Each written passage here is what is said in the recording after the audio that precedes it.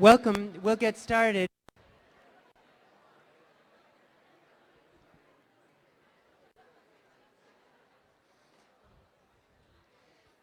I, I hope that you all had a joyful spring break and are looking forward to being back. We have just 1 month really left in the course, and one goal of this course is to help all of you and me to confront the world's brutality, the injustice, the unnecessary suffering. And 1 more month of readings and guests seems like a very short time to be able to continue to think together about how to do that, how to confront brutality rather than to hide from it or to run from it. But on the positive side, we have an extraordinary set of guests who are joining us, who will help us think through these questions over the next 5 weeks or so. I'm particularly pleased to introduce today's guests, the Reverend Eugene Rivers and Mrs. Jacqueline Rivers, two inspiring, nationally significant religious leaders. They help high-risk youth and their families in Dorchester's Four Corners neighborhood, where Reverend Rivers is pastor of the Azusa Christian community, and Jacqueline Rivers is the executive director of the National 10-Point Leadership Foundation. We've been reading about their work, and together they've built an extraordinarily vibrant community and transformed a part of the city, and we'll have a chance to hear more about that. They are both from Harvard class of 1983, and please join me in please join me in welcoming Reverend Eugene Rivers and Mrs. Jacqueline Rivers.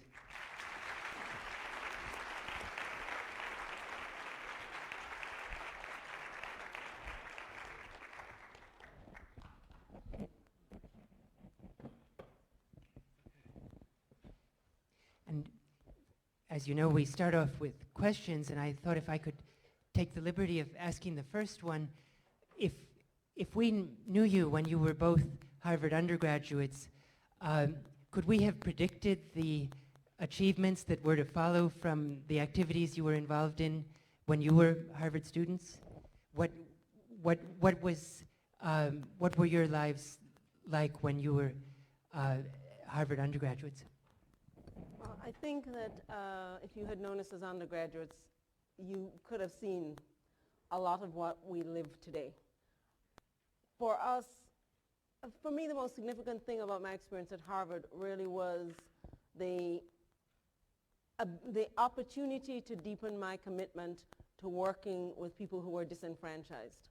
And as much as I really enjoyed my courses and I did well at Harvard, what was really transformative for me was meeting other students who were also interested in working with the poor. We used to meet on Saturday mornings and read Hans Kuhn and Jose Miranda and Chomsky. And we read these works together, you know, not for any course credit or anything of the kind, but just because we wanted to understand better how to make a difference in the world. And then in Saturday afternoons, we would go to Roxbury and run a free food distribution program. So I think you could have seen this. And we were part of a student group, both Jean and I, that were committed to working this way. And Jean, you should speak for yourself. Thank you. Okay. I'll figure this out. No? Okay, here we go. Is it on? Yeah. Hello. Is that right? That work? Hello? Can you guys hear me? No, you can't. Obviously, it's a stupid question. That's always an odd question, can you hear me? Obviously, if you can't answer it, right? That's,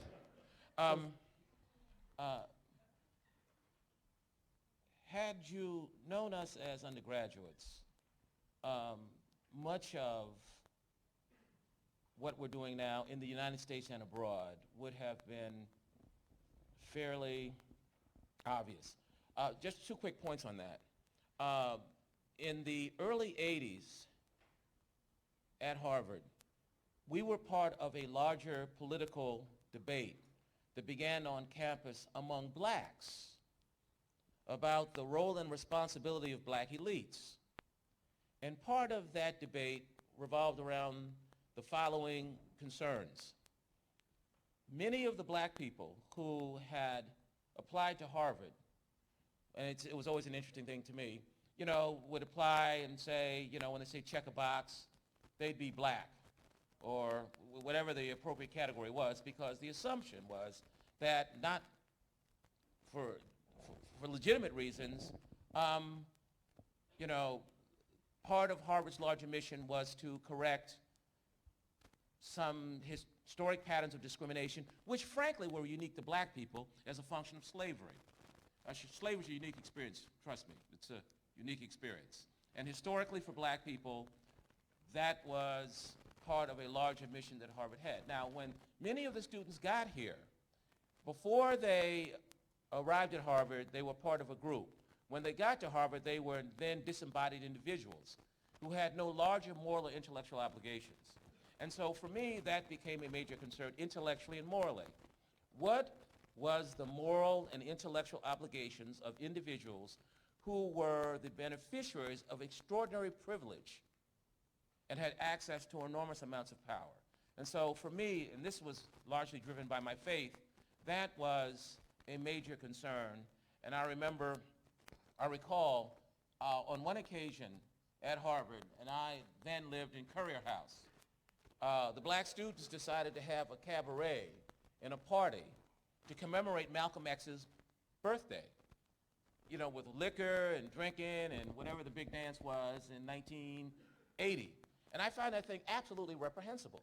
How do you commemorate the guy who was the voice of blackness in the African world with some stupid, absolutely ridiculous booty-shaking party as black people were dying around the world? And so we actually got outside of Courier House, had a big demonstration to protest the decadence and moral irresponsibility of a ridiculous party to desecrate the legacy and image of Malcolm X. So if you'd asked folk in 1981 when we did this, what the likes of Rivers and then Jacqueline Cook would be doing, they would have said they'll probably be wreaking havoc and generating mischief for the rest of their lives. So. And now we have a question from Alison Zalta.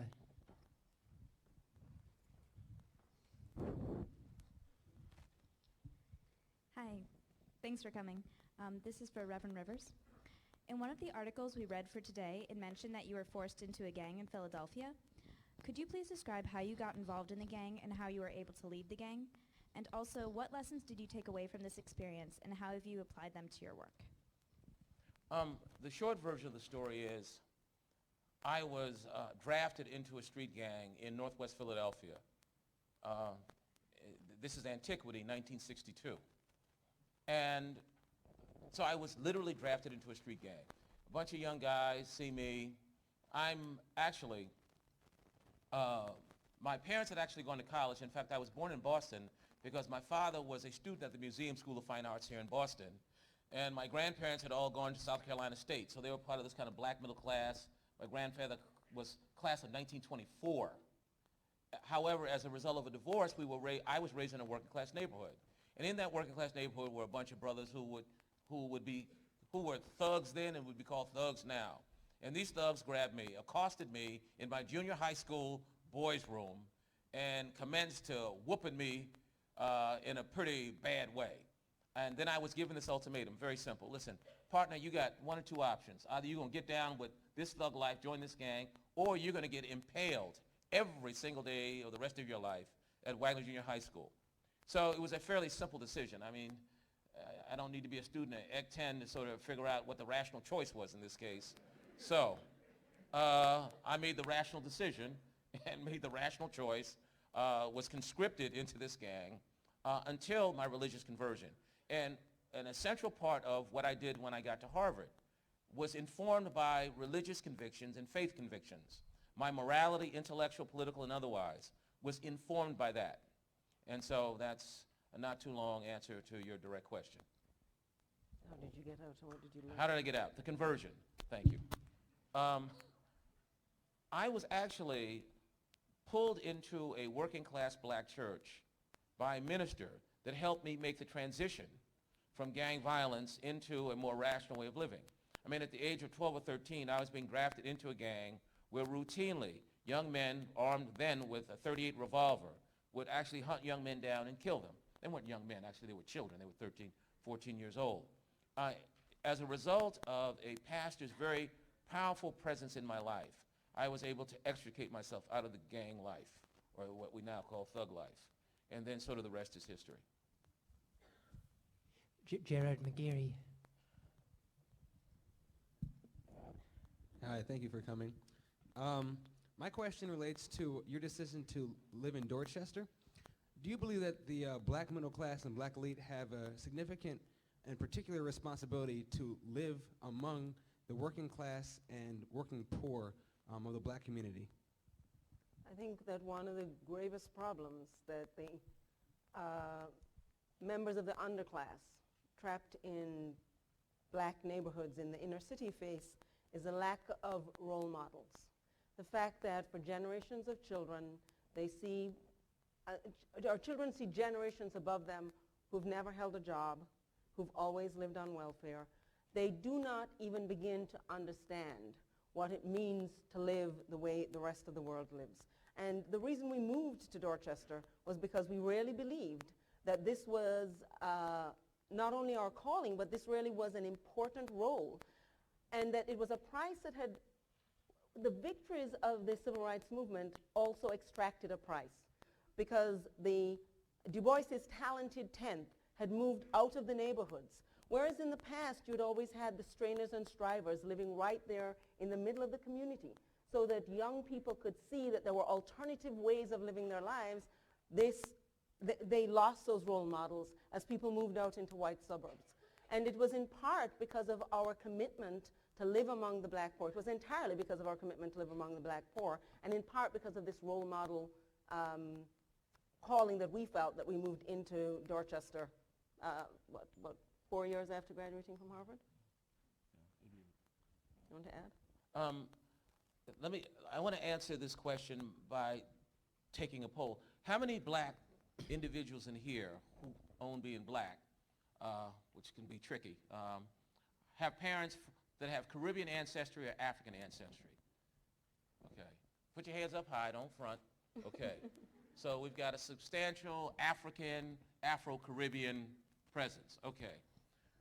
One of the things that we recognized is that across the world, in the Caribbean, in Africa, and black America, that much of the suffering of their poor is a direct result of the failure of the privileged and the elite to commit their intellectual and moral resources to alleviating poverty. And part of the moral problem that we had was that we could not justify using the suffering of black people as part of the strategy for gaining access to privilege and power, i.e. Harvard, and then flip the script when we got to Harvard and neglect the people who impart the reason for why black people got into Harvard. Some of you may be deluded enough into believing that the reason you got here is because you were brilliant. The assumption being that prior to when you got here, there weren't black people who were as smart or smarter than you. It was the struggles of the 60s that opened up and made opportunities for all of what followed. There were black people who put their lives on the line, Martin Luther King, Malcolm X, and countless numbers of black people around the world, beginning in the United States, so that many of us who were here, in fact, all of us, in fact, because prior to 1965, there were thousands of black people, just as smart as you, who never gained access. Think about it. W.E.B. Du Bois, who got a PhD from Harvard just 100 years ago, could not have taught at Harvard, despite the fact that he had over 44 major publications and the first empirical sociological study ever done for a major city was authored by a black guy whose parents had been born in slavery.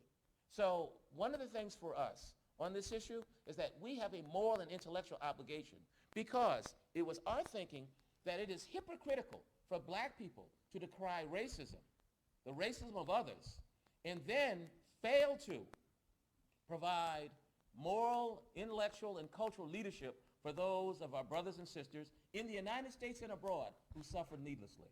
And part of that comes from the fact that so many blacks who have got access, I mean, in the 20 years since we graduated from Harvard, I don't think this dynamic has changed so enormously, that a lot of black students getting access to these colleges see this really about their ability to do for themselves, to get good jobs, to make a mark in their profession, to take care of their families, and don't necessarily recognize the very important leadership role that they need to play in their community in terms of service. And the tension between actually making use of all of that access and all of those abilities, both to take care of immediate need, your immediate personal needs, and in service to the larger community, I think a lot of black students don't struggle with that. One interesting point, in the case of my wife sort of understated how well she did, because she's actually the brains in the family. She graduated from Harvard Phi Beta Kappa Summa and rocked it. And it was not, and let me say that, and it wasn't in any of the soft courses. Put your hands together. Give her some love, right? So I want to rock that. And see, she is particularly interesting on the Afro-Caribbean African tip, because some of the most conservative people who have exhibited the most robust disinterest in the plight of their poor have been many of the Africans and Afro-Caribbean folk who don't identify with the civil rights movement, which opened the doors to get them here. But in addition to that, which I can understand because those are simply those American blacks, they don't necessarily identify with the poor from their countries. We've traveled, to Brazil, Nigeria, Haiti, Jamaica, and we look at the plight of the black poor globally. And one of the unique opportunities that one of the things that we were very thankful to our God for was the unique privilege that we had to be able to do good and do well. And our big struggle intellectually was, how do we morally create a context where we can use our intellectual and cultural capital to make a fundamental difference and transform the living conditions of the desperately poor in a world where income inequality between the very rich and the very poor is increasing on a daily basis? The other thing I'd say to that is that I think most African American students who know anything about what's happening in African countries deplore the fact that the leadership in many African nations are complicit in the rape of their country with multinational corporations. They don't see their own role here in the United States as in any way parallel to the African leadership. They don't see that, in fact, what happens in the black community is really because there is a leadership vacuum, because there's a failure of people who have access to resources, to opportunities like being in Ivy League universities, to decide that what they want to do with their lives is really provide leadership and to take on the plight of the black poor. Rather, many students in that situation choose to distance themselves from the black poor.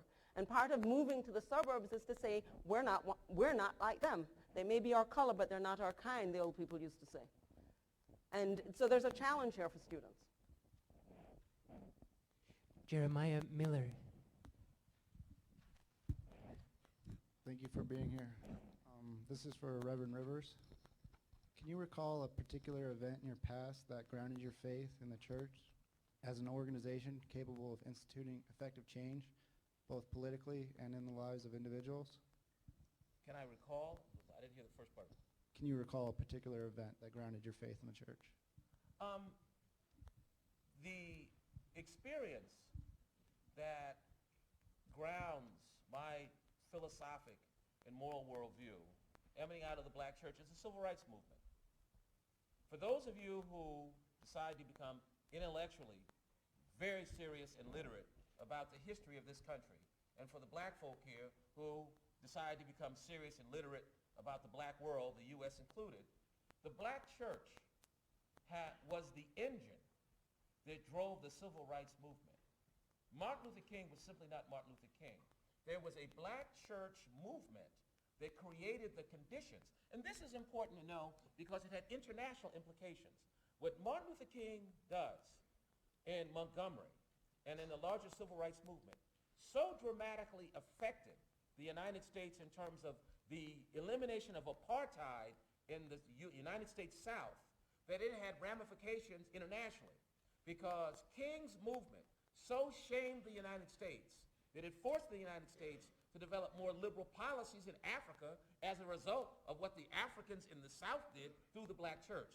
So any detailed study of the excellent scholarly work of Taylor Branch, Parting the Waters, or David Garrow's Time on the Cross, or any of the sophisticated literature that you can get in Widener Library, right? Or that there are actually seminars and courses on at the Barker Center at the Du Bois Institute, will demonstrate that the black churches as faith-based institutions, because of their organic connection to the poor, are now the only real game in town because in too many instances, the black elite that come to the prestigious universities actually distance themselves from the black community, assuming, because a very simple thing, I want to work for Morgan Stanley, Goldman Sachs, the typical business school, law school, med school track.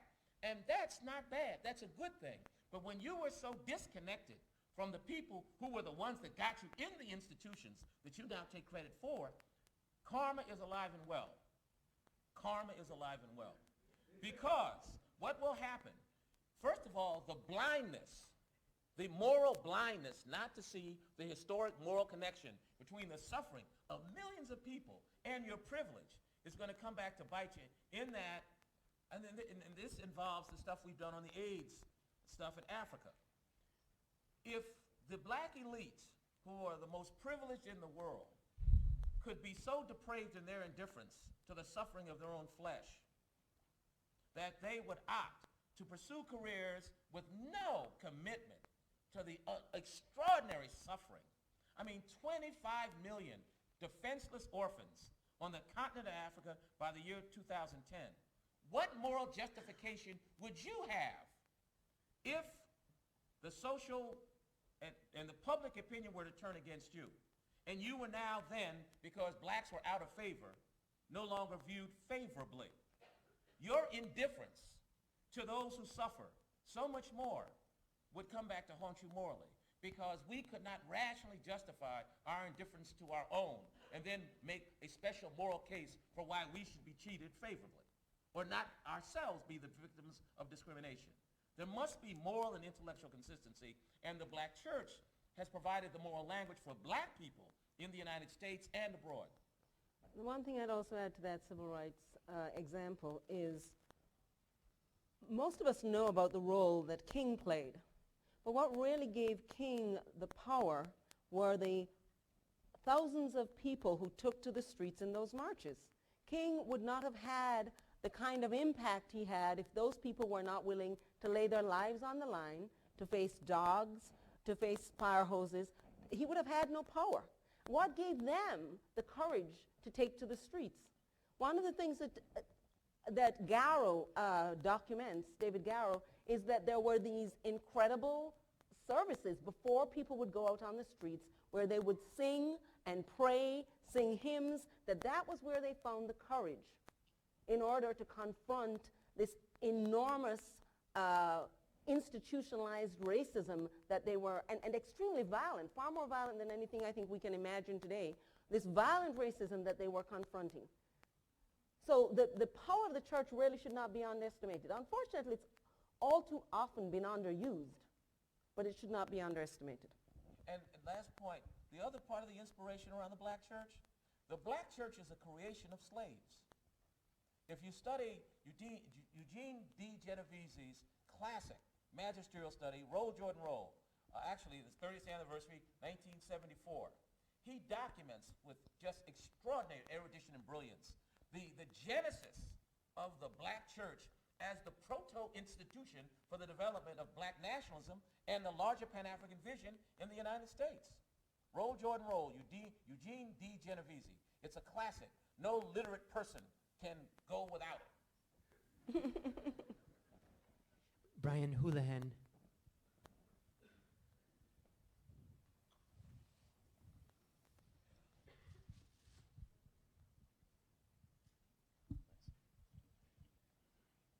You emphasize the need for the new. Speak up, son. You emphasize the need for a new black leadership to emerge from within the black community. In this respect, would white involvement on the practical level hinder the development of this leadership? And if so, on what level can or should whites be involved in this effort to raise the quality of life for the black poor? That's an excellent question. That's a smart question. I'm impressed. That's good. Let me tell you something that's very interesting about white folks, and this is no. I see, I'm gonna throw y'all a curveball in a minute, right? I want y'all to catch this, right? See, one of the interesting ironies, when I was at Harvard, and my wife will sort of attest to this, right? The folk I actually got, the folk as a Pan-Africanist, committed to black people, right, globally, the folk that I actually got along with best were the white folks. I mean, it's a very, very interesting thing. What happens is that I'm living in Currier House. They were the most serious ones. Black people were too busy partying. No, okay, let me go there. No, we will get to something deep. What happens when I got here, now just by way of background, I'm 29 years old. I've been involved in more black nationalist activity. In fact, I'm from Philadelphia, as you know from the story, right? And there were more black nationalist cults in Philadelphia than all of Africa. I mean, it was a wild place. When I get to Harvard, I'm here, and I'm concerned with looking at the integration of analysis, thought, and intellectual analysis, politics and power, and the aggregation of those dimensions and domains to advance the interests of the black poor. Now, when I talk to the black students, and I remember my first couple of black table dinners at the Union and then at Currier House, and the conversation was about partying. They hadn't gotten to the frat thing yet, but they talked about partying. I'd say, look, black people are suffering around the world, and we've got this unique opportunity to make a difference and do well. So it wasn't a trade-off between wealth and power and Solomon Brothers and, and all the big flashy blue chip firms and doing good. You could do both. They said, well, look, we're not interested in none of it. We're going to wear the party, and we're going to club and party some more. The irony was that I got a much more rational, humane response from the white students that I actually sat down. Here, I'm the black nationalist, but the only place I could have the intellectual discourse to actually talk about leveraging the Harvard experience, the IOP, the Kennedy School, and all the various programs that Harvard was involved with, was with white students. Let me tell you something.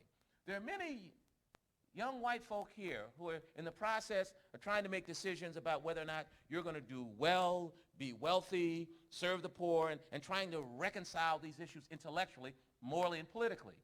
You will probably end up, in some cases, being more effective, conscientious advocates than many folk from Africa and the Caribbean who, in many cases, and this was our experience when we were at Harvard, they just want to get a job. They just want to get it. I want to go to law school, B school, work for somebody, and get paid. And that's all she wrote. How many Nigerians we got in the room? Oh, I'm Doc. I'm hot on you. Raise your hands. I want to see you. Okay. All right. I remember having remarkable debates. Put your hands down now. That's okay. I got it. Okay. I remember having remarkable debates among a lot of Nigerian elites. I said, listen, your country's pretty amazing, and I'll leave it right there. There needs to be more intellectual leadership. Not Igbo, not Yoruba, not Hausa, Nigeria.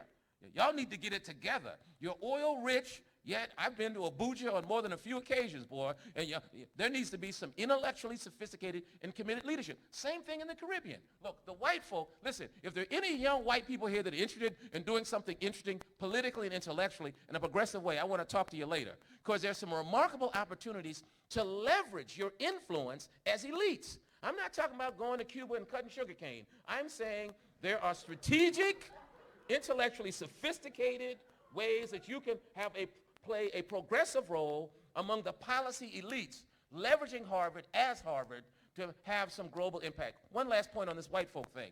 Has anybody ever heard of the Bilderberg Group? Put your hand down, man. Because I know who told you. Has anybody ever heard of the Bilderberg Group? I got a homework assignment for everybody here. Everybody get on the internet and look up the Bilderberg Group. Bilderberg. the Bilderberg Group. The Bilderberg Group, and I'll just tell you this much and then you'll get on the internet and track it. My wife is correcting me. I told you she was the brain. She says she thinks it's B-E-R-G. That's what you are. Okay, fine. Excuse me. Bilderberg, E-R-G. All right. Now, the Bilderberg Group is an elite, esteemed persons group that develops international global consensus around macro-level development policy questions for Europe initially. It is one of a number of select groups. The Trilateral Commission was another, where Harvard-trained elites engaged in periodic discourse to talk about global political and policy management. Another one is the Salzburg Seminar. These are very strategic elite entities, and Harvard's been very involved in all of them, that have played a significant role in shaping new various forms of consensus around major global policy questions. Young man, there are some very strategic roles that young white folk, as it relates to Africa and black people, can play as intellectuals, as policy elites, as scholars and lawyers, as business individuals. So there are a number of very strategic roles that can be, the number of strategic roles that exist to do very sophisticated stuff, which strategically and pragmatically leverages your Harvard education to do good and do well. I think that one thing I'd like to add to that is there are international organizations that have tremendous impact on black people around the world. For example, the World Bank. Decisions that the World Bank made about funding economies in crisis had tremendously negative impacts. I'm from Jamaica, tremendously negative impacts because of the restrictions that were placed on governments about how they used funding. 20 years later, people in the World Bank are beginning to take stock that many of their policies were in fact extremely destructive. And the discussion now is turning to the role that the World Bank played in the economic crisis that developed in Argentina. We need to have people in those positions, whether they're white or black, who are prepared to think critically about the cultural domination of the West. So that you do not have to be involved directly with black people in order to serve the interests of not just black people, but simply those who are disenfranchised and who are oppressed. Globally. Around the world. What I think is really troublesome in the role that white people play is that very often what they see their role as is not to stand up in those places where you are going to really encounter opposition from your white peers and take the courageous position to speak out for the interests of those who are oppressed, but rather to co-opt leadership in black groups. And that's when things become problematic. It's really important for those who are committed to issues of justice to respect the rights of indigenous groups, of different ethnic groups, of black people to have their own leadership and have their own voice, and not to attempt to speak on their behalf simply because you're committed to justice. And so I think that that's really an important role for white people, for people of anybody committed to justice to play, to think about how you advocate for justice without co-opting, without trying to take over the group of people for whom you are attempting to advocate. In other words, you don't have to be Larry Summers to be in the power game. I was thinking of, I'm going to say that again. Of President Summers. Yeah. We heard that he was here to speak to you. For example, the recommendation that he made to ship toxic waste to Nigeria. Where were the voices in the World Bank to stand against that kind of decision making? Those are opportunities where you don't have to be involved with black people to stand against injustice that's proposed by the likes of President Summers. And you don't let Larry get off the hook by saying that some subordinate did it under his name. No. Had his subordinate done something that he was going to be awarded the Nobel Prize for, he would have claimed it. All right? So when your subordinate writes a memo that says that we should drop all the toxic waste in the world on the west coast of Africa, number one, the African students should stand up and act like they got a backbone and condemn that kind of immoral policy recommendation, and then the broader public. So let me say this. Young white students that are serious intellectually and morally, you have a very strategic role to play. We have worked with the Clinton and Bush administration And I'll tell you, there is something to be said for someone within the administration who functions as an insider. Because there are two kinds of games, ladies and gentlemen. On your point, son, there is the insider game and the outsider game. And you have to have both. I'm gonna move to another metaphor. In the political game, there's the ground game, the air game, and the skybox. There are three different kinds of games that all have to be in play if you're going to effectively advance a public policy agenda that is going to generate measurable outcomes. So we want to do it in a very, very smart way, and there are very important roles for whites to play. And in some cases, you may end up being an impetus to get some of us blacks on the dime, because sometimes we be sleeping it in our comfort and indifference to our own condition. Nikhil Merchandani. Hi, thank you both for coming. Reverend Rivers, you conclude beyond the civil rights industry by stating that opening up political debate is a prerequisite to positive policy change. Since a lot of us here probably hope for something like democratizing the political process, I was wondering if either of you could share some of your experience and how you successfully helped get more people involved in the political process.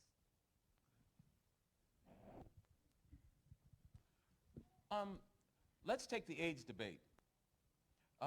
In 1998, Jacqueline, my wife and I, we went to Harare, Zimbabwe to give a keynote presentation on the work that we were doing in the United States on violence.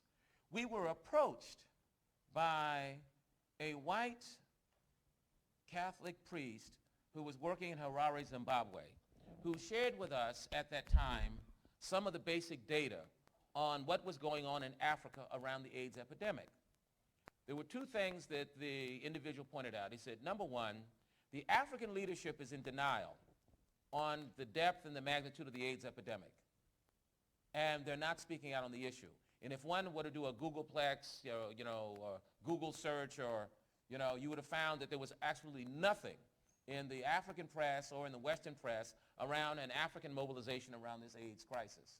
What happens is that we were challenged by this priest to come back and to get the black community in the United States more involved. And so here was a public policy issue, a foreign and development policy issue of global significance that we actually worked with black churches and other members of the black community in the United States to galvanize them to become a more effective voice. So a year later, in December of '99, we convened with black religious leaders from across the United States a press conference to issue a challenge to the black leadership across the board here and in Africa to be more vocal on this issue of the AIDS Holocaust, essentially, because we were looking at 25 million dead, 25 to 40 million orphans by the year 2010, and no public outcry on the part of the African leadership that was visible.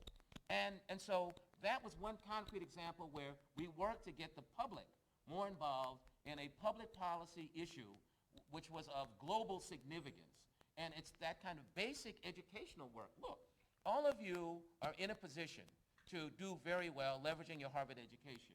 One of the things that you can do and make a positive difference is to promote basic civic education in the poor communities.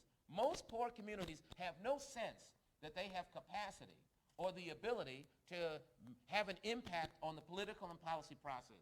One of the concrete things that we did, and we continue to do, is to work on this issue. In fact, we were in South Africa in the 2000 and challenged the African leadership that we met with to be more vocal and articulate on focusing on the impact that the AIDS crisis was having upon women and children. So basic public education is a way that you can expand the range of democratic discourse by impressing upon the poor that they actually have the capacity to make a difference. Another example, I think, lies in the initiative to include funding for faith-based organizations. A lot of small faith-based organizations have been cut out of federal funding. They're the ones who are closest to the problem. They're working with people on the ground, and very often they have not been able to be funded by the federal government. And we have worked with both with President Bush, and before the election, we also worked with the Democrats to really raise the awareness of that issue. We work with public-private ventures, which is funded by the Ford Foundation, to demonstrate the efficacy of this kind of work among the poor. And so it became something on the political agenda. So, and we've spoken out, we've written letters in conjunction with the Church of God in Christ, which has what, membership of 5,000? 5 million. To advocate around these issues in service of the poor. So these are a lot of, they're not exactly the typical ways in which people open up the political process, but in fact these are some of the effective places where we've worked. And the fact that we had a Harvard education gave us additional clout, whereas other individuals who may have been in some cases smarter, but didn't have the institutional clout and gravitas that the Harvard name gives, we were able to make a difference and use that. And so there's a productive, progressive way of using the affiliation to make a difference in the larger world. But there's something else that I think that is even more important than the affiliation, as valuable as that is, and that is courage. I think that a lot of people who have access, who have ability, do not have the courage to stand up and to speak out in the interest of justice. Because you can be sure that there's a price to be paid in taking these positions. And I want to encourage you, if you really want to make a difference in the world you live in, you have got to have the courage to stand up in the face of opposition. Put another way, cowards never make a difference. No matter how brilliant they are, nor how well qualified. Come on, y'all. Somebody's got. I wonder if I could bring in a question of my own before we continue with the student questions.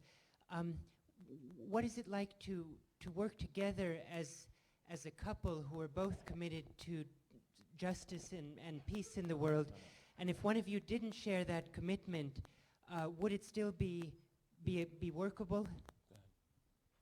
I think it's extremely important, if you're going to try to raise a family and to work on issues of justice, that this be a shared commitment.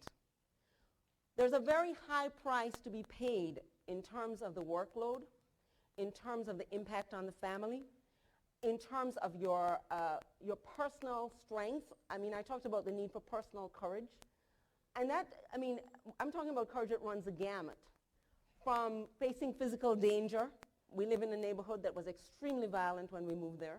And there were nights when I'd step out on the street with my children and think, I hope that we don't get hit by a stray bullet. Because it was a reality. This was something that was, there were, I don't know, 5 people murdered on our street corner? At least. On our corner, I mean, within yards of our house. So, but it also takes the courage to stand up in the middle of the World Bank and confront Larry Summers if he comes out with bright ideas about toxic waste on the west coast of Africa. It runs a gamut. And if you are going to face that kind, I also want to talk about the impact on our children. I was talking earlier about the fact that our children have always lived in 2 worlds. They go to private schools, which are predominantly white. They go to 2 of the most elite private schools. One is all girls, one is all boys. And they lived most of their life in Four Corners, which is one of the poorest neighborhoods in Boston, one of the most violent neighborhoods when we first moved there. And where we live right now is not quite as violent. Well, it's not violent, yeah. It's not violent. We're still living in Dorchester, but it's not right in the heart of the violent neighborhood. Our children have had to struggle with this reality, these dual realities. And I cannot begin to explain to you how wrenching this can be, the feeling that you don't fit in either of these worlds. You don't really belong in that white elite world where you go to school, and you don't really belong in the neighborhood. You're neither fish nor fowl. And to watch your children struggle with that, knowing that this is a result of your commitment and the things that you are doing, really takes a toll on us as well as on them. You can't carry that kind of burden if one person thinks that really what you ought to do is just go be successful in the corporate world, and you're trying to do something so extremely different and difficult. What has made it possible for us is the fact that we really do share this common commitment and carry these burdens together, and one picks up the slack where the other one is not able to. So for example, my husband travels maybe 2 or 3 times a week. Well, because we're both committed to having a family and to putting our children's well-being first, I stay home. Now, I don't mean that I stay home. I wish I meant I stayed home and didn't work, but I don't travel. As much. I don't travel as much. Typically, I only travel if our children are out of school. So the partnership is really critical because for us, our family life is just as important as our social justice work. Let me pick up on that. And this is actually very important for you young people because you live in a society where over 50% of the marriages end in divorce. This is a pretty crazy society. My wife and I, we've been together 25 years and been married 18. And so this began when we were in the college. It has moved throughout our lives. And we were committed to one another. And this is important because, all joking aside, this issue of your values and your priorities is not a joke. Because the failure to address values and priorities is what results in this society having such a pathetic divorce rate, because you get these remarkable conflicts in marriages because one person just wants the Hamptons house and then another one decides that they just want to help the poor, and then the kids suffer. So I think about this very seriously. You guys come back to your 20th anniversary and you're on your third divorce. That's sort of a drag. And there was apparently some values problem that didn't get resolved that creates the kind of disorder which takes a remarkable toll on the psychological and emotional health of the child. And so I hope that there are folk in here smart enough to really be thoughtful about that, because it makes a difference in terms of your values, your priorities, your commitments. Materialism is not really a good basis upon which to base a marriage. And prenup agreements, while I know that's the rage, right, really doesn't create a very healthy kind of moral environment within which a child comes up. Now, that's not quite physics, so that should be reasonably obvious to you very, very bright people. Jacqueline and Eugene Rivers, for your large-hearted examples of lives lived with courage and love, we thank you.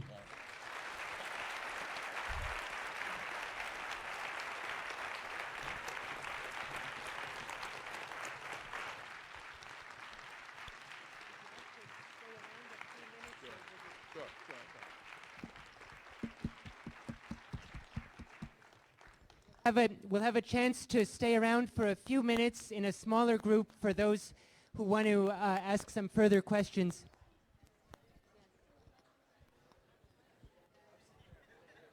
Thank you. What's your name? Well, what year? What class are you? I took a semester on 2006, I guess, in the religion philosophy. Good for you. Hi, how are you doing? My name is Corrine. I'm from Holland. Yes. Nice to meet you. Yes, nice to meet you too. You were actually mentioning the Bilderberg group, which I know very well, coming from Holland. Yes. It was founded by Yes, that's right. That's right. our prince. That's right. But the other one, Salzburg Seminar. Salzburg Center. And in Salzburg, Austria. Yeah, I know. Yeah. And that is when? They meet on it's year-round. They have year-round meetings. Because the Bilderberg group always meets in April. That's right. Now. It's That's right. coming up. That's right. That's right. Very good thing. Yeah, the Salzburg Seminar. Okay, That's nice right. to meet you. Nice to meet you. All right. What's up, my friend? Hi. How are you doing, dear? Yes, I remember. Over at the case hall. You know what? Listen, I just talked to no. Gerard. I want to set up a meeting with you guys as soon as we can around a $5 million deal that is being done here at Harvard around African aid, to which all of the black students must be excluded. I want to give you the heads up on it. Okay. No. So I want to do your that as soon. office, Gerard, has But please, we'll set it up. Try to meet on Saturday. Done. I want to get black women's groups, black student groups. I'm going to give you chapter verse, the names of the individuals, so that you guys can get in the new plan. So it's really significant. So I want to actually get together with your comrades. So I know. So we know. Seriously, talk to Gerard. We'll get it set up. Me and Brandon. What's up, brother? How you doing? Oh, yes. How you doing, son? So and I'll say the other thing.